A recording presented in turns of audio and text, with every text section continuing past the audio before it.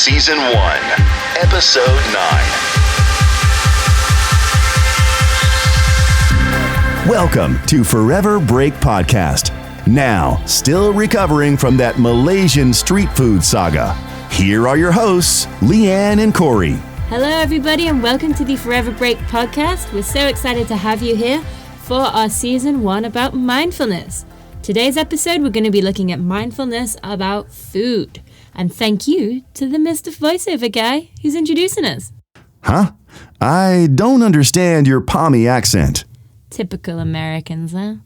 We don't know much about accents, but what we don't know about accents, we make up for in guns. knowing about America. All right, so on today's pod, we're going to be delving into the beating heart of nutrition, covering topics from what you should put into your gut and why, to busting popular diet myths. And then we're going to be looking at some microbiome. What is gut flora and how do we get more? Please, sir, can we have some more? Oliver Twist? Exactly. Good job. Hey, I didn't know. It's in my notes. Thinking with your stomach, the link between the gut and the brain, and how gut problems can be an influence to your mental state. Also, money versus health, talking about how to affordably be healthier, and the corruption within food associations, meaning we are not necessarily eating what we think we are. And we've all heard of the terms GMO, GM crops, pesticides, but what does it all actually mean? We're just going to give you a quick rundown of what these things mean to us regular, average Joe folk. And we have the distinct pleasure to be talking with mindful eating expert and PhD health psychologist, Dr. Lynn Rossy. We're going to be discussing her works and how you can have a better relationship with food. It was a truly interesting interview, and she just had so much to offer in terms of just thinking about eating in general. Yeah, 100%. So everybody, enjoy. Quick quote. All you need is love, but a little chocolate now and then doesn't hurt. By Charles M. Schulz. And he was not wrong either, because chocolate, that's really good for me. We have varying opinions on chocolate, but you know my affiliation is with milk chocolate. I just like all chocolate. Throw it all on me. Cover me in chocolate. Lather me in chocolate.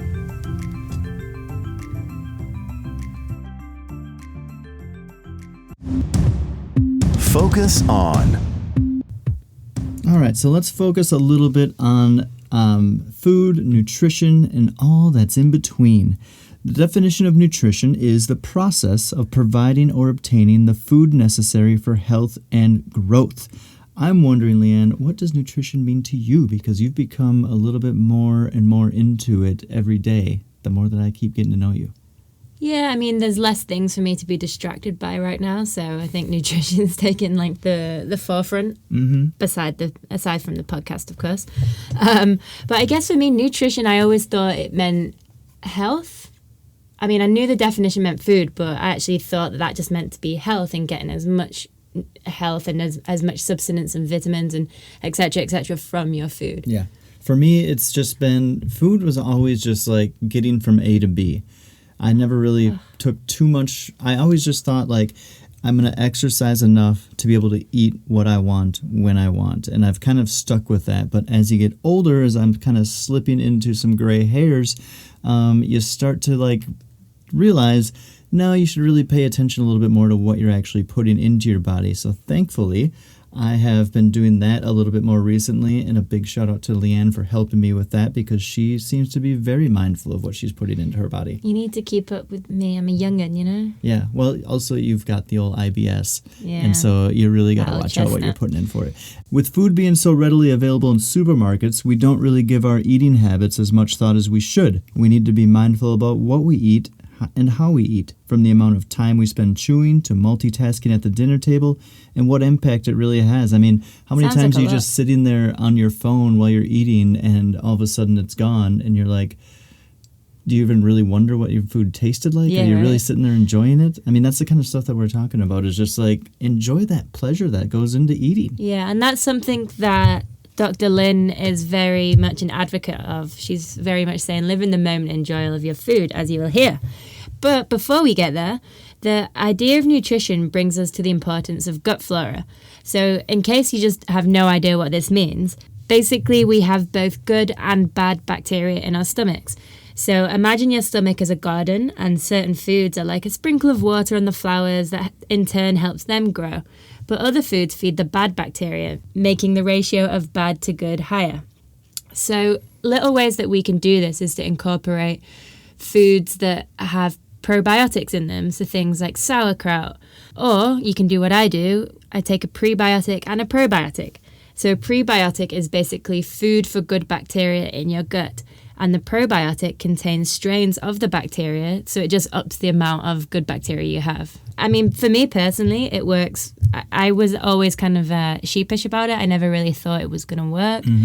And honestly, so this trip that we just went on, it was 7 months through India, Nepal, Sri Lanka, some of the places you kind of assume that you're going to get really sick. Not fully trusting the food. Exactly. And this was the first time in any trip, and I'm talking even through Europe and Western countries, even Canada, America, that I did not get sick. That was more the probiotic regime you think you were on? I think so, yeah, because I was taking a real high count. I got some really good product that I had really good reviews on.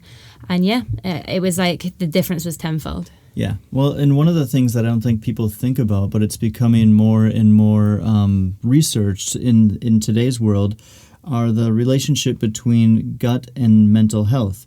So there's new studies being conducted in regards to how our microbiome can influence our mental health. Studies have shown that there's a correlation between depression and imbalanced gut flora, all related to the stress response and cortisol release. People suffering from depression also have excessive cortisol releasement.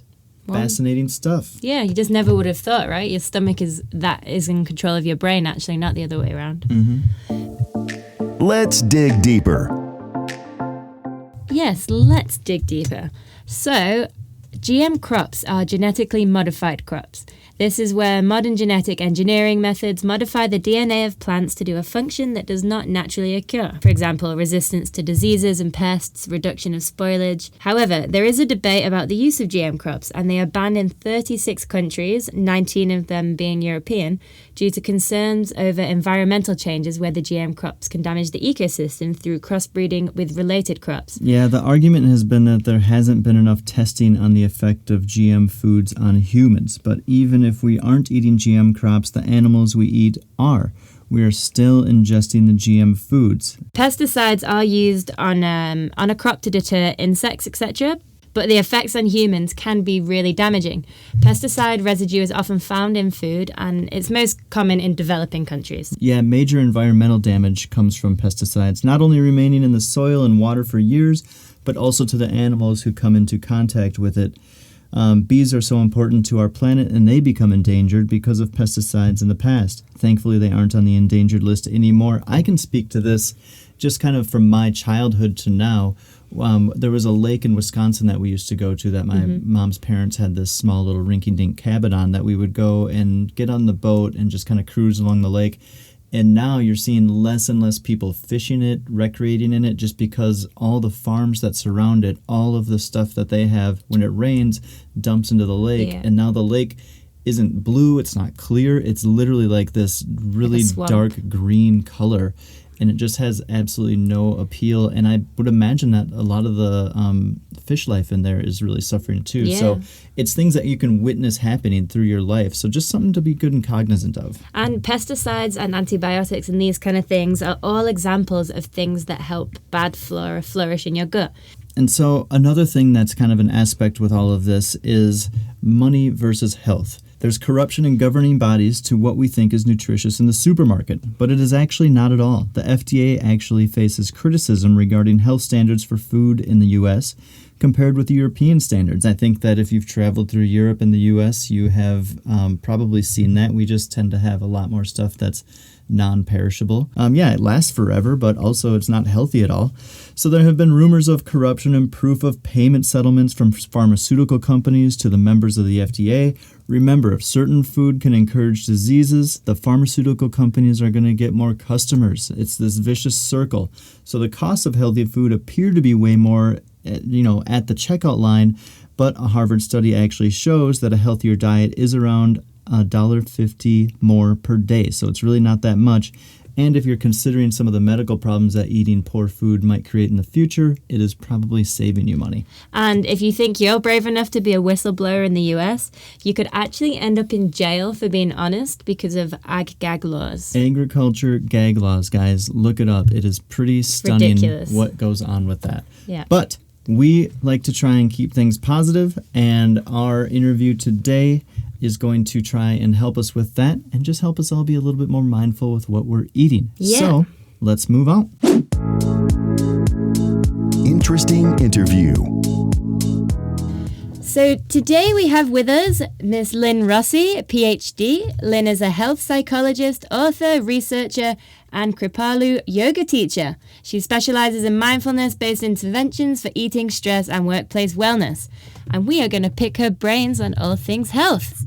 All right, well, we're going to start off with a light question because we had a little read through your website, so like with our introduction just there. And we read that you love to spontaneously burst into song and dance no matter where you are. And we love it. Absolutely. That's fantastic. Yeah. And I have a question. Where's the most memorable place you've done this and how does it make you feel? Well, so I can't think of a memorable place because I do it so often. My husband and I kind of like we make up songs, like we start talking and instead of talking, we sing to each other and neither one of us can sing well. So don't ask me to sing, but the dancing is really something that I just do spontaneously when I hear music at the grocery store or when I'm shopping or you name it. And if there's no music, sometimes I'll just make up my own song. I love it. It probably puts a smile on everyone's face. That was my exact thought, is that if I'm walking down the aisle looking for some veggies and all of a sudden someone is just going at it, I would join just in. you couldn't help but smile at that. So good work. Well, I get smiles. I get strange looks once in a while. I also like to do yoga in the grocery store. That's one of my favorites as well. I mean, you can do the tree standing in line, right? Definitely. So you're standing in line, you're waiting for the checkout, and you go into the tree. Yeah, it's great. Multitasking at its finest. Well, nowadays there's so much space between us and the lines, you can probably do whatever pose you want. Exactly. So you are a health psychologist. Can you summarize for our audience and us what that means for anyone like us who isn't fully aware? Well, so my degree is actually in clinical psychology, but I had a health focus. Okay. I started out doing research on things like chronic pain and heart rate variability. And then I went and worked for the wellness program at the University of Missouri and looked at, the effects of stress, the effects of physical inactivity, looked at eating issues and smoking. And so health-related issues that people have that affect their mental well-being as well as their physical well-being. Okay. Mm-hmm. Interesting. And I was going to say that kind of leads us in with a relationship with food, especially I think in the States here, there's a lot of studies and stuff with the relationships of food. And what are some common unhealthy patterns that you see most in your line of work? And why are people stuck in those unhealthy patterns? Well, we all get stuck in those, right? It's doing the same thing over and over again, expecting different results. So my main career focus right now is on mindful eating.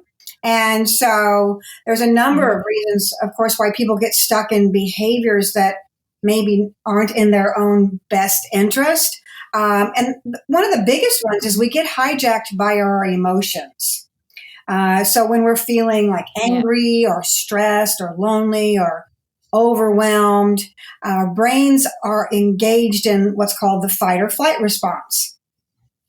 So when we're in the fight or flight response, that was a response that was developed or that we have in our bodies to help us, run from our enemies or battle our enemies. But that doesn't work very well in today's world, So what it means is that our brain's capacity for decision making and problem solving and creativity is really not working as well. The body is really prepared to fight or flee, which is not a response that we have when we're feeling overwhelmed in the world today.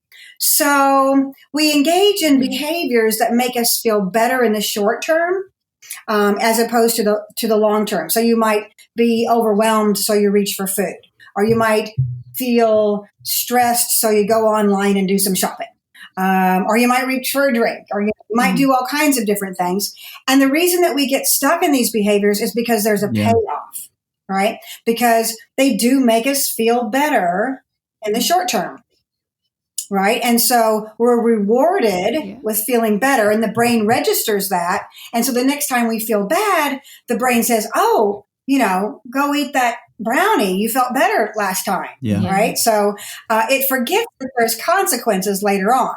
Right. Yeah. So, but the behavior itself is kind of self-perpetuating. Yeah. And I think we've all been victim, or at least I can speak for myself, where I felt down and I've reached for that bucket of ice cream and I felt great. And then the next morning I've been like, oh crap, I've got to go do some exercise or something. Yeah. I was going to ask you a question just in relation to that. And now with this quarantine, because we were having a discussion the other day, which was not so much regarding food specifically, but wine. And we've been just like, we had this conversation about how we've just kind of every day now will like 5 o'clock will roll around and be like, well, maybe we should have a glass of wine. And it's the original thought behind it was, well, we're in quarantine. Like this is just kind of a quarantine routine. And I think as we don't know how long this type of thing is going to go on, all of a sudden it's like 6 months, and maybe some people are developing these quarantine habits that maybe they could, they might find once they break free from the quarantine, whenever that might be, that they can't shed the habit. And I'm wondering if you have any just kind of perspective into that kind of thought process. Well, sure. Anything that we do over and over again, becomes a habit, and habits become hard to break. Yeah. Right. So you're training your mind. You actually are building neural pathways to say at 5 o'clock, I'm going to pick up a glass of wine. Mm-hmm. Right. And so you could build a neural pathway that says at 5 o'clock, I go for a walk around the block. Yep. So it just depends on what kind of pathway that you're developing. So in order to change the habit, this is where mindfulness comes in. So mindfulness is actually the pause between the thing that's activating the behavior, let's say 5 o'clock, or, feeling stressed or whatever it is, and then the subsequent behavior. There's a space in there. It's not a very big space sometimes, but with mindfulness practice, which is, we haven't talked about mindfulness yet, but mindfulness is really about being in the present moment on purpose and without judgment. It's just this curious, interested awareness that says, what's going on here? Yeah. Oh, it's 5 o'clock.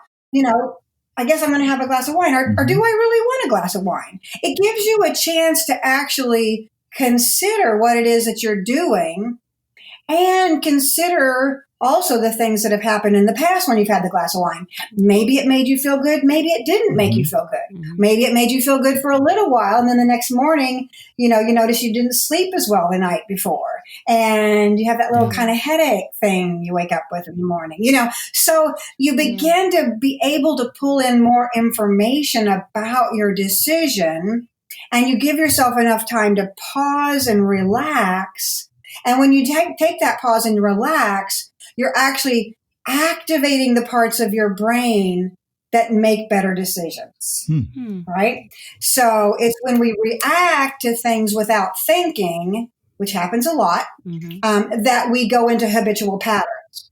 But again, when we practice mindfulness, we stop and we pause and we really notice, why am I being pulled to that? Is that what I really want? Or is something else what I really want? And maybe it is the glass of wine. I don't know. But it might be, maybe I want to do something different today. And you have the choice to make a different decision when you slow down and take that mindfulness pause. Yeah, that makes a lot of sense. I mean, I think the key to this, and what it sounds like you're saying, and correct me if I'm wrong, is that it's obviously something that, with time and practice, you can develop that skill of being mindful, and then sort of you, instead of just having the decision come and then you just react to it initially, you just kind of step back from it, the thought comes into your mind, you wonder, where did that thought come from? What does it mean? And then you kind of get more of an active decision-making process of the choice that you're making versus just reacting to a thought right off the bat. Right, because that's the other thing that gets us into trouble is these thoughts that we have. Yeah. Because thoughts are conditioned, right? And so we have lots of thoughts. We tell ourselves lots of stories.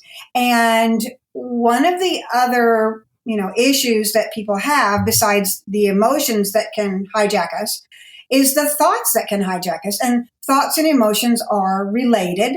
If you have an emotion of, let's say, anger, it's because you're having a thought about something that made you angry. Mm-hmm. So we have to also really pay attention to, what am I telling myself? Mm-hmm. Oh, I really need this glass of wine.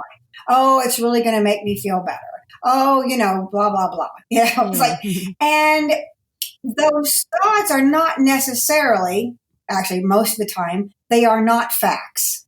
Mm-hmm. So we have to be really careful about listening to our thoughts because they're often just distortions. Mm-hmm. And they're stories that we've made up based on so many different things. But not listening to them as fact is a really helpful skill. Because then we can go, okay, is that really true? Or is there another way of looking at this? Yeah. So when we're talking about this quarantine situation, one of the things that I've noticed is actually I have more time to engage in behaviors that have been very restorative.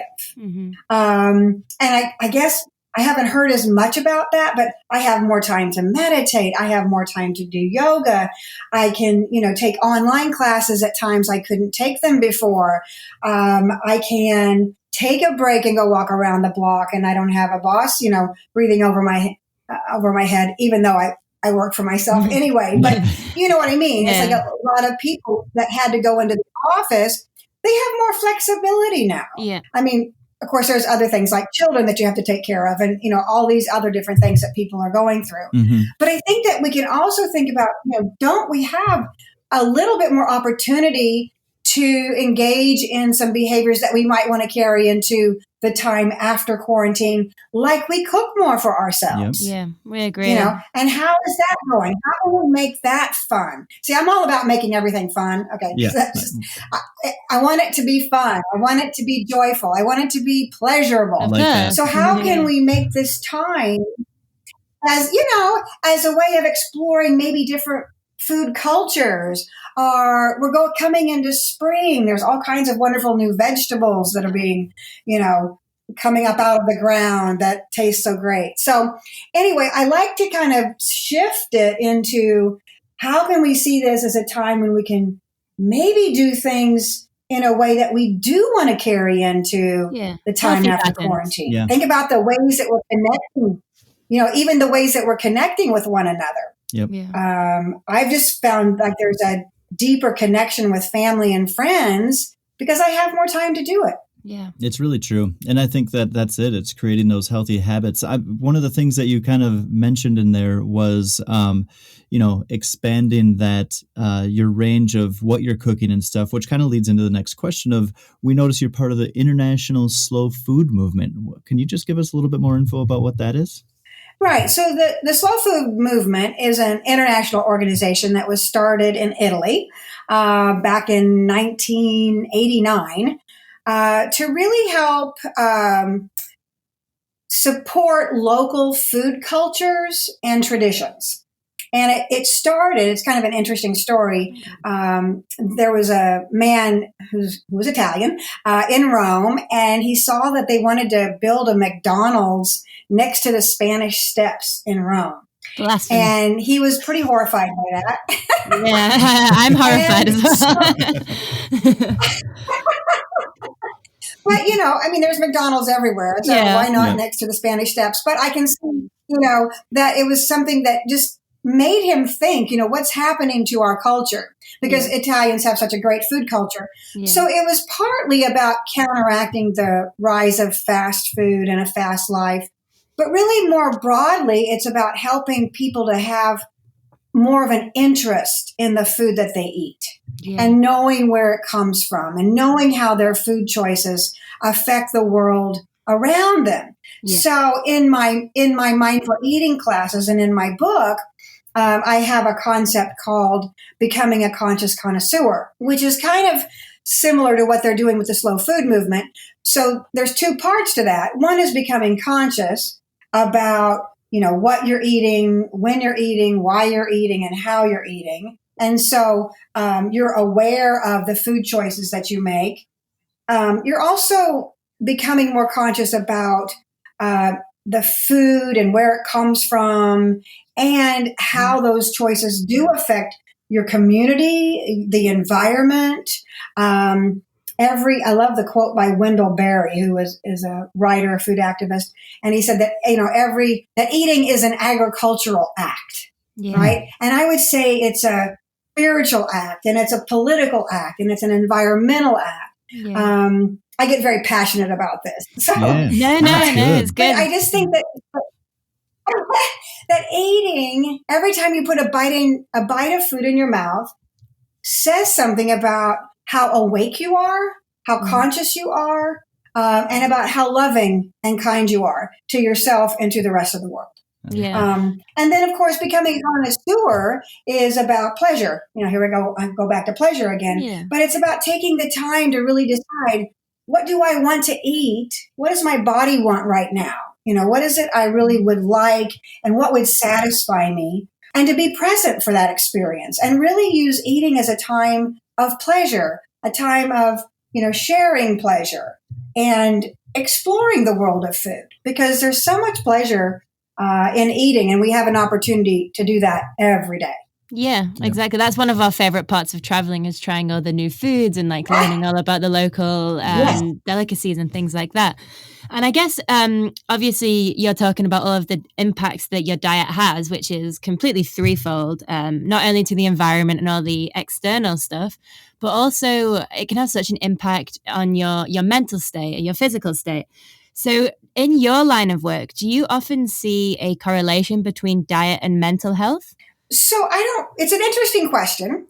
I don't look at diet specifically as it relates to mental health in my work with clients. And the reason that I don't is because I focus on helping people discover for themselves what food they really want to eat, both because it's, tastes good, but also because it's nourishing to their bodies. And so there's research that shows that when people become more mindful, right, when they become more mindful eaters, that their desire for healthier food, food that's less processed, becomes greater. Yeah. But they don't do that because somebody told them to do it. Because they want to They do it because they discovered for themselves it feels better. Yeah. Yeah. Right. And so, you go. Yeah, go ahead. I was just about to say, I was going to say, even just with us two, with our researching for this episode, we went into so much detail on what you're actually putting in your bodies. And we actually came out of it last week and we're like, well, we're going to start doing more plant-based stuff, for the majority of the week. We're going to start trying to be more plant-based and just more mindful of just what we were eating. And I think, that really correlates with what you're saying. Because we were just researching it, And not so much just flipping the switch and going a completely different diet, because I think that's what might happen to a lot of people as they hit these unrealistic goals, or they just try and make these major shifts. But we were like, okay, let's try and ease into this. And maybe, as we're getting older, we can generate just some healthier habits. And then some of these aches and pains that we have, maybe just kind of being low energy because we're not doing as much during quarantine and stuff like that. Maybe we can boost it during that, but just why not? Let's try something new and see how we feel. Right. Because when you really notice, wow, I feel good when I do this, I don't feel good when I do this other thing, and then get people to kind of question, well, then isn't it interesting that you keep going back and doing the thing that makes you feel bad? Yeah. I mean, because really people do this, right? Yeah. So I know I had this one woman who said, when I eat all this big plate of pasta, I really want the pasta, but I feel really bad. And I think I'm even, I have some allergies to it. And then when I eat a whole bunch of vegetables, man, I feel so great. I said, well, isn't that interesting? So you just start to begin to have a conversation like, So you feel bad when you have the pasta and you feel really good when you have the vegetables. So what keeps you going back, And so getting people to really examine, we don't want to take away your pleasure, and you don't have to eat all vegetables all your life. But are there other ways that you can find pleasure that don't make you really sick, Yeah. Or you can make a conscious choice to go ahead and be sick. And that is a choice that you can make, but you want to make it with awareness. You want to make it, when you're being conscious about your decisions, and people gradually see that and they go, oh yeah, why am I doing that? That doesn't really feel good. So they begin to just automatically, gradually over time, shift their diet. I have to tell you, one of the most profound things I hear from people when they first come to my classes and start to really pay attention to the taste of their food, that people aren't really tasting their food much of the time. I had one person who said, I don't like anything that I eat. I just hadn't noticed before. Oh, wow. Oh, no. That's profound, but I've heard versions of that story because we're not paying attention.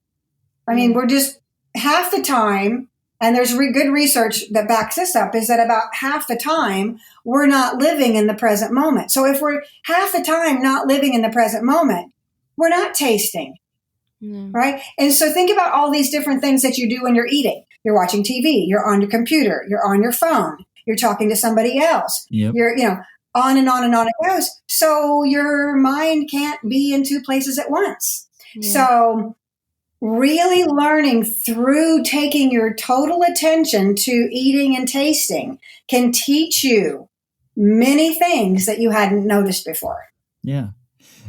Interestingly, one of the things that with this whole mindfulness theme of this season of the podcast that we're focusing on here is you're one of the first people that we've talked to that's talked about mindfulness with food. We've talked to some people about different exercise things, and definitely yoga is something where you go into a yoga class, the teacher says, let's just try and be mindful of where we are today. Let's try and set our intention. And I guess I would want to ask you, outside of jumping into random yoga poses in the checkout line at the grocery store, how else might your yoga practice relate to mindful eating? So I do teach mindful yoga in my mindful eating classes because of a lot of reasons. I think it helps people get embodied. I think a lot of us are not embodied. We don't feel our bodies. We're in our heads most of the time, lost in thought. And so yoga is this beautiful way of helping people feel embodied and begin to tap into their signals of hunger and fullness and so many other things, thirst. And there's been a growing body of research that shows that a yoga practice supports people in having a kinder relationship to their bodies. And we know that if you have a kinder relationship, you're going to treat it better, feed it better. But we also have seen that it significantly decreases the risk for eating disorder, decreases binge eating, increases your ability to regulate your emotions, right? Increases self-compassion. And so there's just a lot of reasons to include it into a mindful eating program. And I love teaching beginners. Okay, so I've taught beginners yoga for many, many, many years. Before this class, I taught the mindfulness-based stress reduction program and taught yoga in that. And there's nothing more beautiful than showing someone who doesn't think they can do yoga just how delicious it feels. Because it's not about delicious it feels. I like that. Because it does feel delicious. And I always give the instruction to do what feels delicious. We don't want to move into pain. We don't want to move into injury, which is, what some people do. We live in a culture that just pushes too hard. So a lot of the instruction is to, back off a little, move in a way, listen to your body, move in a way that, is supportive, that feels, oh, I'm just reaching my hands over my head right now, and that's all you have to do to kind of get this uplifted sense of your body and a deeper breath, right? And so doing gentle, simple movements as a way of beginning to get people engaged and to really feel like they can move their bodies in ways that feel good to them. That's just wonderful. Yeah. Cool. And then moving back towards food. So you have a program called the Eat for Life. Can you tell us a little bit more about that? Yeah, so I developed the Eat for Life program when I was still working at the University of Missouri. And I started out teaching it to faculty and staff there. And it teaches the skill of mindfulness and self-compassion and body appreciation, which is at the foundation of the program. And it also includes aspects of intuitive eating, which is eating based mainly on physical hunger cues, as opposed to emotional cues or what's called environmental cues.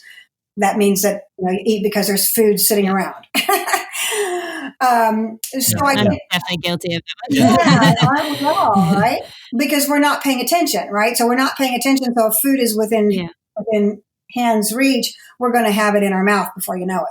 But the research that I conducted on my Eat for Life program showed that people that went through it compared to a control group decreased binge eating. They increased their body image, and they increased mindfulness and increased in intuitive eating.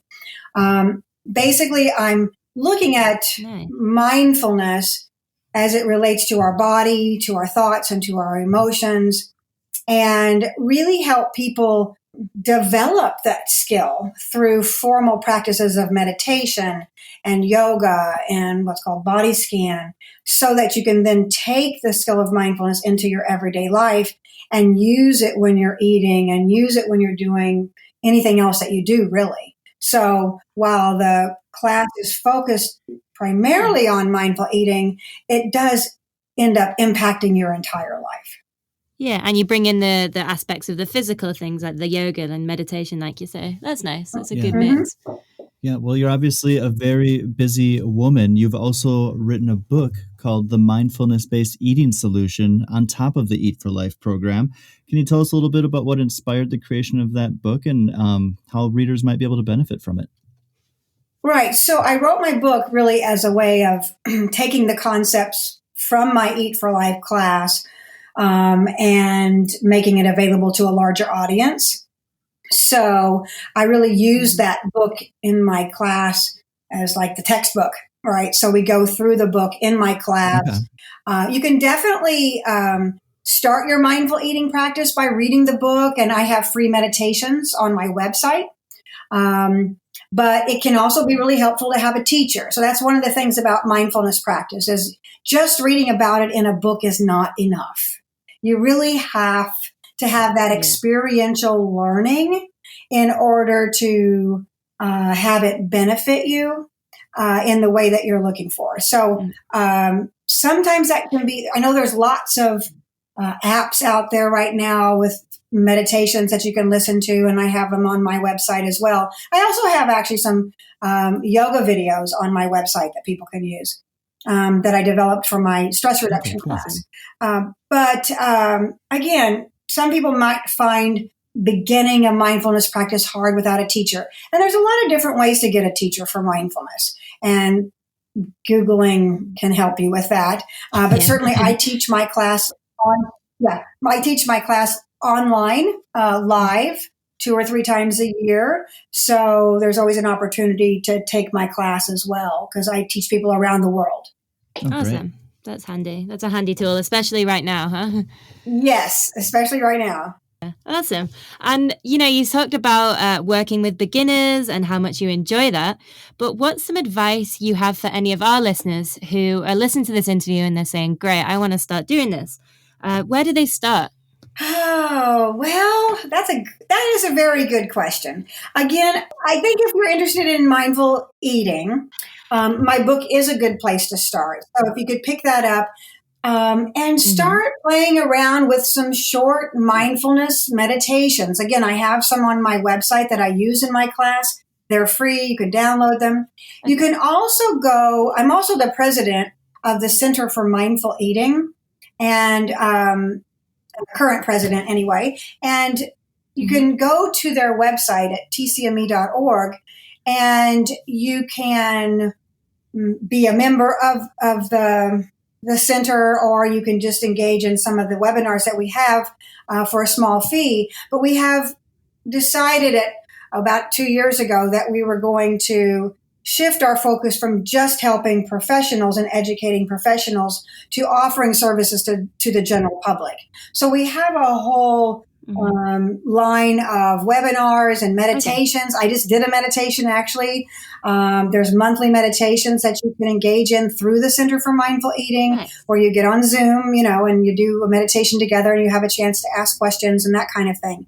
I think somewhere where you can actually have interaction with a teacher is going to be very helpful for someone when they're first getting started. Completely. There's that little push, isn't it? It really does make a difference. It's that little push to start off with. And when you get demotivated, you have someone to say, hey, come on, you're doing a great job. Like, let's carry on what we're doing. I think a lot of people like the accountability of it too. Absolutely. Yeah. So, like I said, either my website at lynnrossy.com or the Center for Mindful Eating, tcme.org, both have great resources. Yeah, awesome. And we should just say that for the listeners that we will be linking this in our show notes as always. So make sure to check this out, and we will have any and all information about Dr. Rossy in there for you guys. And so much to learn. This is such a unique field. I just think the mindfulness surrounding eating can just obviously have so many benefits over the lifetime. So great job explaining it to us laymen's over here. And thank you so much for your time. Yeah. And I don't know if we have time for this, but I just want to add one little last thing. Yeah, please do. And okay, so one of the confusions about mindful eating is that means eating healthy. Okay, so mindful eating is not the same thing as eating healthy.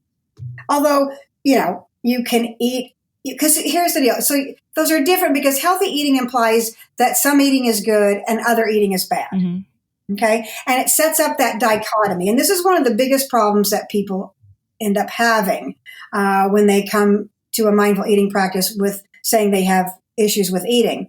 So you can eat an apple mindfully, but you can also eat apple pie out of the oven with ice cream on top mindfully, right? So it's funny that people, when they see me and they know I teach mindful eating, and people always police themselves when I'm around. So if they're eating dessert, they might say, oh, don't look at me, I'm not eating mindfully. So there's this big misunderstanding about mindful eating in this regard, right? I teach people to pay attention to taste, to hunger, to fullness, to deliciousness, to energy, fatigue, desire as it relates to eating. But you pay attention without judgment, and you eat without judgment, right? So you can have a wide range of food, whatever it is that you want, but you do it with kind, compassionate awareness. And so there's not anything that's forbidden, right? There's not, it's not, mindful eating isn't a weight loss strategy, right? It's a strategy for eating in a way that you have freedom with food and you love your body. Yeah, that's good. I think love that's really good. And I think that is a confusing point for a lot of people, because I think that this is the good place to start if you want to try and change your diet or start eating what you think might be healthier, obviously, because there's so many different opinions out there. Well, you're listening to your specific bodily cues. It's not saying like, okay, if ice cream makes you feel really badly, then do you want to eat that again? Mm-hmm. Rather than eat the ice cream. If it doesn't make you feel badly, don't beat yourself up about it. Just think about what you're eating. Yep. No, yeah, I like it. Really just fascinating stuff. And I think that one of the things that I keep reflecting on is that, like you said, we don't have to necessarily do this in just like it's the kind of thing that you just kind of get over time. It's not something where you flip the switch and all of a sudden you're a mindful eater. No, you've got to regularly practice it. So if you just sign up for one of these meditations or one of these yoga classes, or you just read one book, that's probably not going to get you where you want to be. But if you just say like, I'm just going to do this consistently over time, I can get to where I want to be. And what's the worst that's going to happen? Food's going to start tasting a little bit better for you. That's fantastic. Yeah, right. Right. That's great. Because I think it's really unique, and I think that what you're doing is fantastic. So thank you so much. Yeah, you're welcome. Interview digestion. Well, really amazing stuff with Lynn. I mean, it's something that I haven't really thought about because, as Lianne knows very well, I eat fast. Oh my God, he literally inhales his food. And I have no reason for it. It wasn't like I had like a bunch of like older siblings that would eat it if I didn't eat it, and there was just chaos in the house. But I absolutely eat way too fast. I'm very aware of this, and I want to try and get better, but I don't know. I blame you for cooking so nicely. But, oh yeah, it's my fault, huh? So I think that is something that I want to practice. I mean, when you sit down and you have a really delicious meal, what's wrong with just taking the time and savoring every bite? Nothing, I do it. Yeah, I mean, you don't have to do it at every meal. Like, sometimes you're going to be at like a more rushed lunch or something like that. But, I mean, not to the point where you're doing Meg Ryan and When Harry Met Sally and just throwing out an orgasm at the table. But you know what? If that puts a smile on your face, Lynn says, enjoy, have some joy. If your food's giving you an orgasm, you let everyone know. Savor the flavor. Hot tips with Lianne. So today's hot tips is going to be all about a kitchen swap. I'm just going to say 6 items that we're going to swap for healthier ones, just to make your diet a bit more wholesome. It's not that hard, guys. You just got to like educate yourselves a little bit. So we're just going to swap your regular yellow potato just out for a sweet potato. There's way more fiber, there's way more nutrients, and just make sure you keep the skin on because that's where all the good stuff comes from. Then that granola, everyone loves granola, but granola, it's not good for you. Usually a lot of sugar, isn't it? It's all full of sugar. The companies boast that it's got heaps of fiber, but it doesn't. It's got very limited fiber, around the same that you get in a banana, actually. So if you just swap out that regular granola for a handful of raw nuts, so not salted or sweetened, just raw cashews, almonds, walnuts, they're really sweet naturally, and it's just way healthier for you. So if you did check out the documentary What the Health, you're probably like us and where you're really wanting to cut down your animal products. And we've got these great meat protein substitutes that we never had before. They were always a bit nyeh, but now you can get the Beyond Meat, which I love. You lower your carbon footprint and it tastes just like beef. For me, was someone who is a lover of flesh. Meat addict. I thought I was, but when we went to India, we talked about it beforehand, and we said, you know what, that's probably the thing that would be the biggest risk to our guts, so let's go vegetarian while we're there. And I thought that it was going to be a lot bigger struggle than it was, but it was nothing. Cheese is a big one for me. I love cheese. But there is a little tip, a healthier, more nutritious one, if you just use nutritional yeast. So if you put this on your popcorn, you can put this on your stir fries. It just gives it a little taste of cheese, but there's no fat really in it. So really good stuff. There's also some vegan cheeses out there that you can try. Obviously, they're probably not going to have the same flavor that you're used to, but there's some really good stuff out there now compared to 5 years ago. And I would say that one of the best pieces of advice that we got through that documentary, and is just something that seems to be a habit of ours anyway, is to spend the majority of your time in a grocery store on the outer edges. Yep. That is where most of your healthy stuff is. So we hope that you guys found this episode as useful as us. I think being mindful with what we're eating, how we're eating, and all the things that we're doing and putting into our bodies is very important because it's our fuel. And why would you put subpar fuel into your body unless you absolutely have to? Exactly. Especially when you're getting as old as Corey. Take it further. So if you want to take it further and learn some more about nutrition and health and explore different diets that you can do, a good kickoff that we watched actually to research for this episode is What the Health. It's a documentary available on Netflix. It made us want to go plant-based, I'm not going to lie, but it was very informative. It gave us all the information you need to know if you're a dummy like us. Fascinating stuff. I mean, just watch it just to get educated on what is actually going on in the food industry, because it is pretty wild, everything that happens. Dr. Carolyn Leaf writes a book called Think and Eat Yourself Smart, and it's suited to anyone looking to learn more about their diet. we will give a plug to Dr. Michael Greger. He was all over the What the Health documentary, and he has a site called Nutrition Facts that you should definitely check out some of his stuff. He is very educated in this and brings a lot of good information for you to have. Do you feel differently about what you're eating? Because I know I do after that. Thank you for joining us on that journey between mindfulness and food. There's definitely a lot for us all to take away there. And if you would like to learn some more about Dr. Lynn, you can visit lynnrossy.com, where she has all information about services she provides for both yoga and her Eat for Life and mindfulness workshops. And she's also got some really great blog posts on there as well, so check it out. A lot of good information, and obviously if you do see her at a grocery store doing some crazy yoga poses, awesome for you. Take a picture, send it to us. You can check out her book, The Mindfulness-Based Eating Solution, that has proven ways that you can be more satisfied with your food and not overeat. The book is available at Amazon, both paperback and digital, and also is available on Audible, and the audiobook is also available on Apple Books. On episode 10, which is our next episode, we will be looking at naturopathic medicine and healing. All right, you're up, voiceover guy. Thanks, Corey. Subscribe now to the Forever Break podcast on your favorite platform: Apple Podcasts, Google Podcasts, Spotify, Stitcher, and more. If you enjoyed this episode, help us out and leave a 5-star review. And remember, you can find all the juicy details discussed in this episode in the show notes at foreverbreak.com/podcast.